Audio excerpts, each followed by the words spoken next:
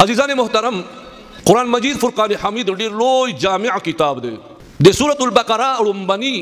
آیت الف لام میم کې الله تبارک و تعالی د قرآن مجید فرقان حمید سند بیان کړي. نو ذهن کې به دا سوال راځي چې سند خو بالکل ابتدا کې راځي او دلته سورۃ الفاتحه نه پس سند ذکر دی. نو د ما عزیزانو کتا سو قرآن پاک ته سوچ کړاوی 10 سپاره قرآن دی، خو سورۃ الفاتحه اگر کا ابتدائی صورت تے رمبنی سپارہ الحمدللہ نہ شروع کی گی. رمبنی سپارہ ہر ٹکی نہ شروع کی گی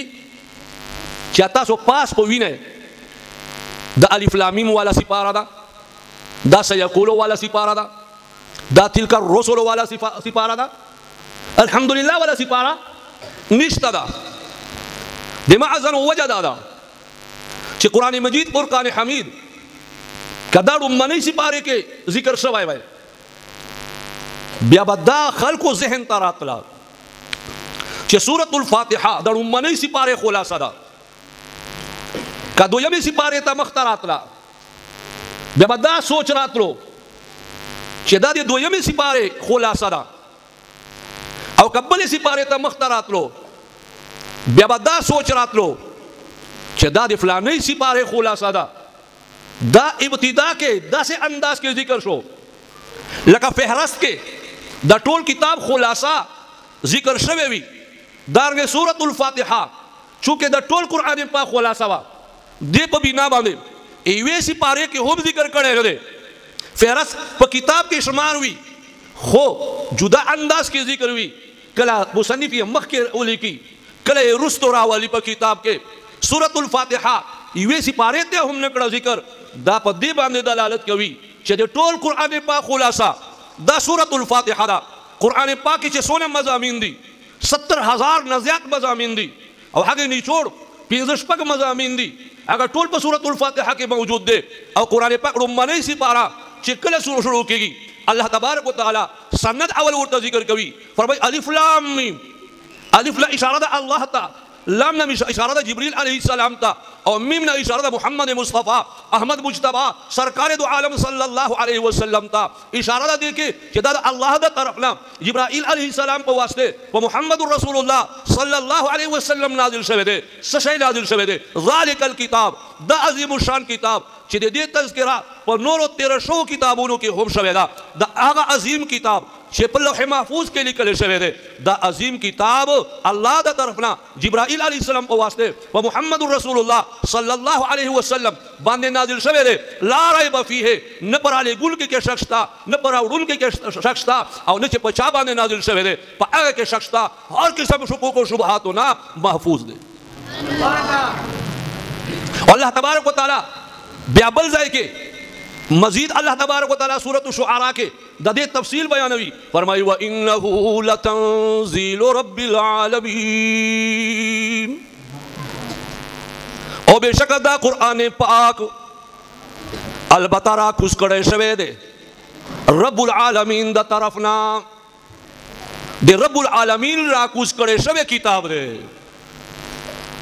اللہ پاک دا سے نوویل لتنزیل اللہ ہے کی سبا لنڈر شوے با مختصر شوے با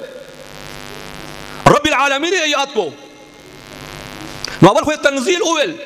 کہ دا چاہ تصلیف و تعلیف نہ دے بلکہ دا راکوس کڑے شوے کتاب دے یعنی آسمانی دے. بیا لفظ اللہ پا زیبان رب العالمین اویلا اور رب معنی کی گی پالون کے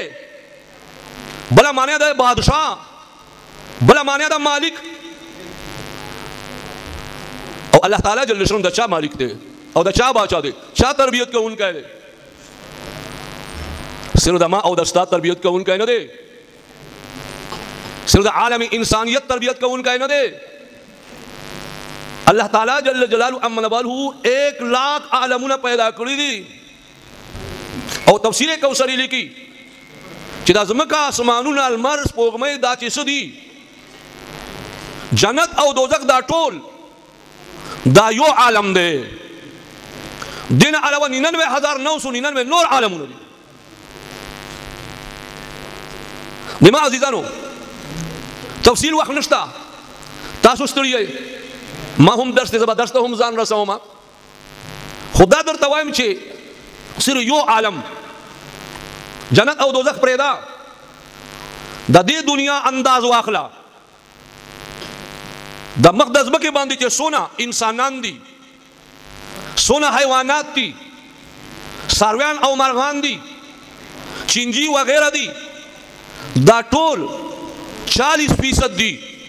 او دننه په سمندر کې 60% مخلوق دی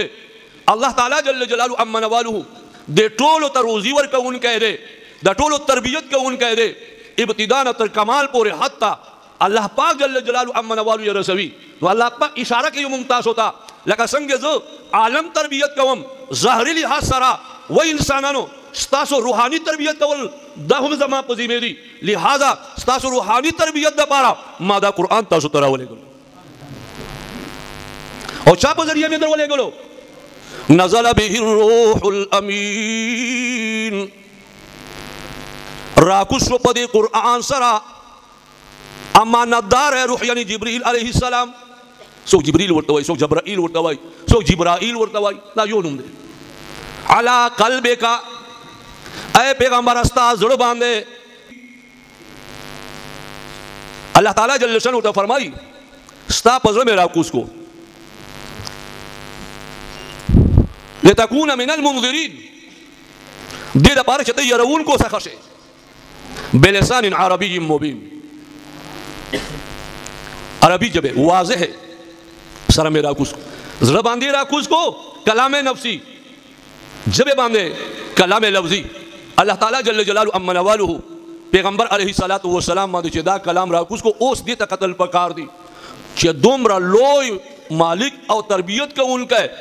چې د زمکه اسمانونو او جنتونو بلکې د 1 لاکھ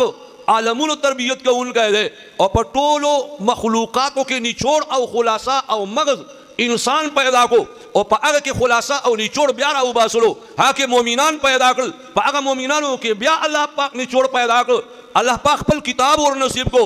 الله تعالی ثم اورثنا الكتاب الذي نصفنا من عبادنا خپل بندگانو ته الله پاک جل شانه چې چاته قرآن ور کړی دی اصطفینا من عبادنا ویلي خپل بندگانو کې مې منتخب کړي بندگان هغه ته مې قرآن ورکو او بیا په هغه بندگانو کې ټولو بندگانو کې یاد وساته سید الکونین صلی الله علیه وسلم دا ټول عالم خلاصه ده دا ټول عالم ثمره ده دا ټول عالم نتیجه ده هغه ته دا کلام ورکولو او هغه لپاره را لګلو لپاره په ټولو فرښتو کې اعلی فرښت جبرائیل علیه السلام انتخاب وکړو معلومیږي دا چې الله تعالی جل شانه خواته له ټول بهترین ټول افضل ترین ټول اکرم ترین او ټول نه اشرف ترین کتاب قرآن دی